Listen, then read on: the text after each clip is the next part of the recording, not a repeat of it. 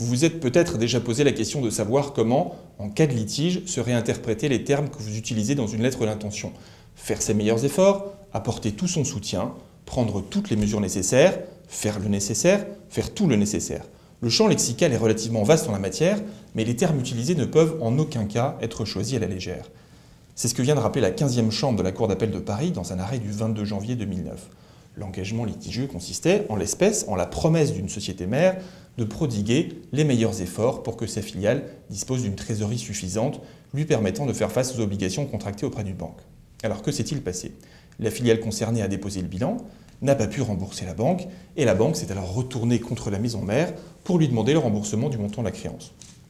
Ce qui est intéressant ici, c'est que les termes utilisés dans la lettre ne reflètent qu'une obligation de moyens pour la maison mère, alors que les éléments extrinsèques à la lettre d'intention tendent à montrer au contraire que la société mère est débitrice d'une obligation de résultat, notamment par le fait que la société mère ait à plusieurs reprises évoqué le terme de caution en parlant de la garantie, et que les documents comptables la considéraient également comme une caution. La question se posait donc de savoir ce que privilégieraient les magistrats. Est-ce qu'ils privilégieraient le texte de la lettre d'intention lui-même, qui est plus favorable à la société mère, ou au contraire le contexte qui entoure la lettre d'intention, qui est plus favorable à la banque?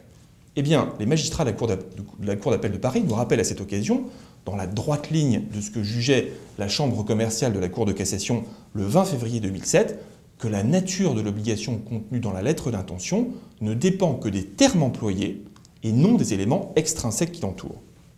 Concrètement, ça veut dire que les souscripteurs et les bénéficiaires d'une lettre d'intention doivent être particulièrement attentifs aux termes utilisés qui peuvent aller, de façon parfois très subtile, d'une simple obligation de moyens à une véritable obligation de résultat, avec tous les risques que cela comporte.